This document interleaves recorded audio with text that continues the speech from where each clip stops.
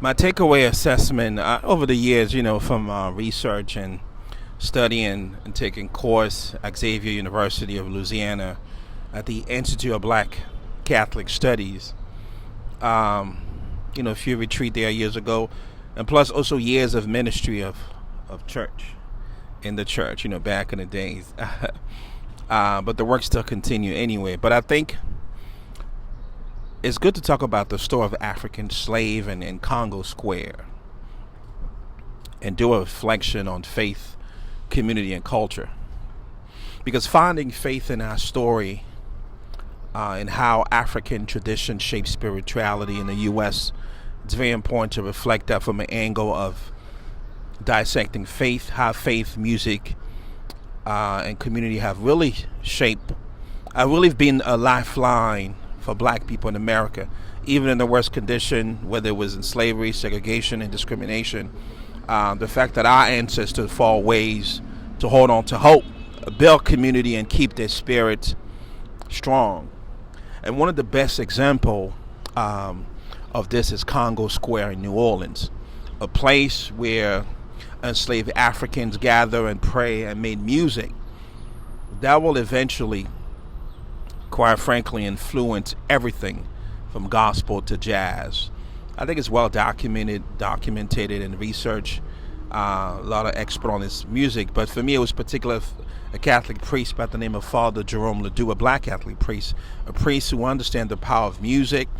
And Father Jerome LeDoux was basically a Catholic priest, man, who understood the deep connection between faith, music, and culture. He was an African American Catholic priest, and he often spoke about how black music, from the soulful songs of slaving to joyful jazz, was always tied to something bigger than entertainment.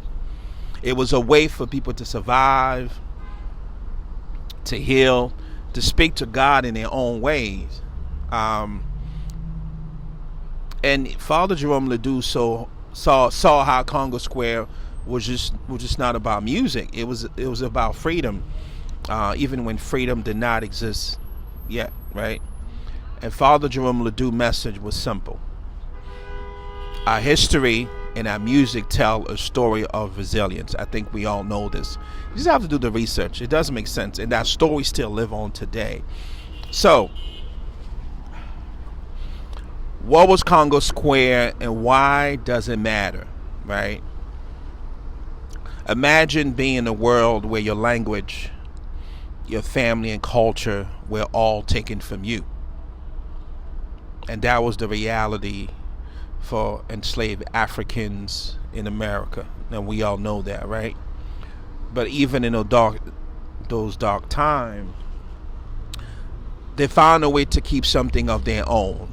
And Congo Square was a small piece of land in New Orleans where on Sundays, slaves were allowed to gather. They danced, they played drums, and they sang songs that reminded them of home, right? Now, why was it called Congo Square? Because many of the people who gather, they were from the Kingdom of Congo with a K, and today is the Democratic Republic of Congo, which where I'm originally from, and then Angola. These soldiers where these enslaved African came from the Congo and Angola. They carry with them tradition and beliefs from Central Africa, mixing them with the Catholic faith that they had learned from the Portuguese missionary long before they were brought to America, right? Kind of have a mixture thing here.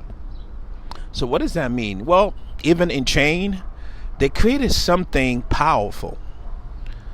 The song that they sang were not just music, man. I think, they were messages. Some were coded messages about escape and freedom. And others were just prayer, man, disguised as work songs.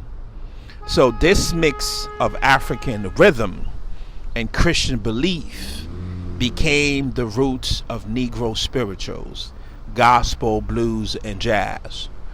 I'm not making this stuff. This is not about,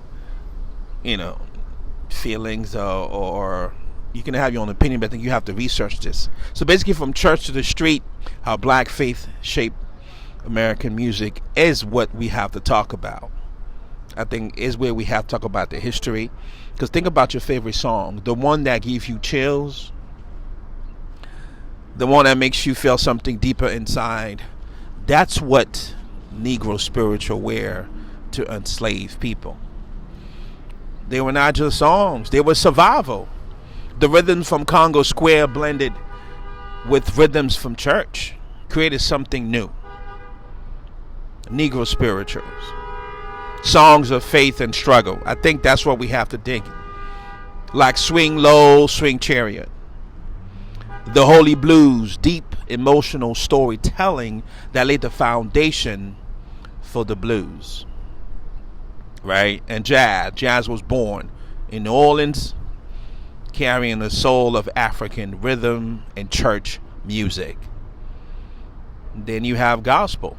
And gospel was all about the sound of black joy and faith, even in a hard time, right?